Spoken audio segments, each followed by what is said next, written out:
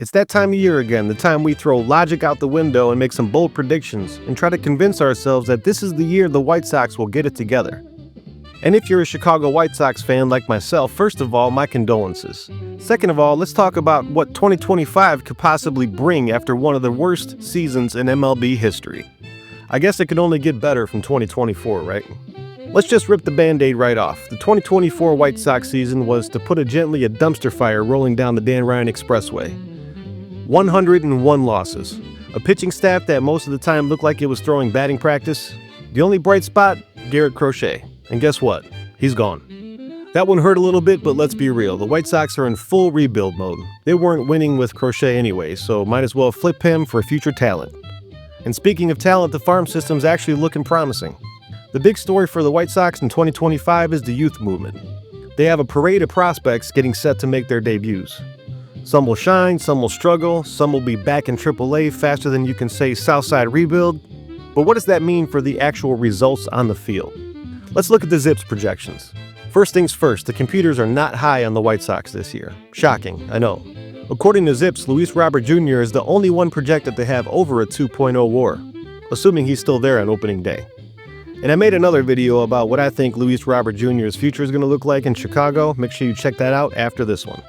The projections give him a .740 OPS and a 107 WRC+, which is fine. But considering his electric 2023 campaign, it's a little underwhelming. Injuries have always been a concern, so his future, whether in Chicago or elsewhere, is one of the biggest concerns hanging over this team. So who's going to step up?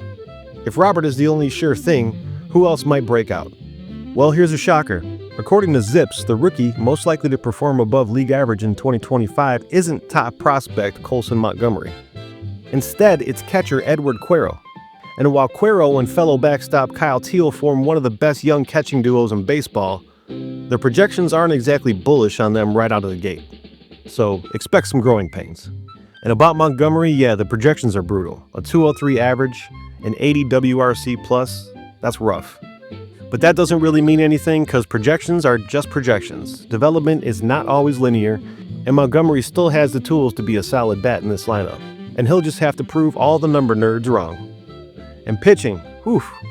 Losing Crochet leaves a massive hole. And while the White Sox did add some arms, let's just say this rotation won't be striking fear into any opposing lineups. We're looking at a mix of young guys trying to establish themselves and veterans on short-term deals, eating innings.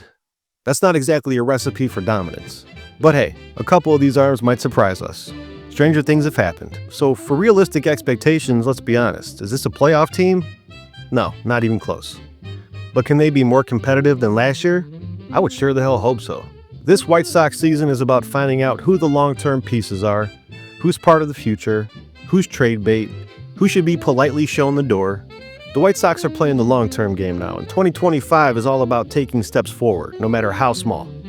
So fellow White Sox fans, I know it's been a rough ride, but hey, there's always hope. Maybe this young core gels faster than expected.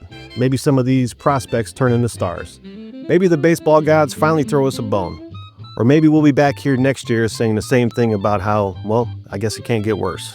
Either way, I'll be here to break it all down for you. Make sure you watch the video on the screen about Luis Robert Jr. and his future with the White Sox. I'll talk to you all later.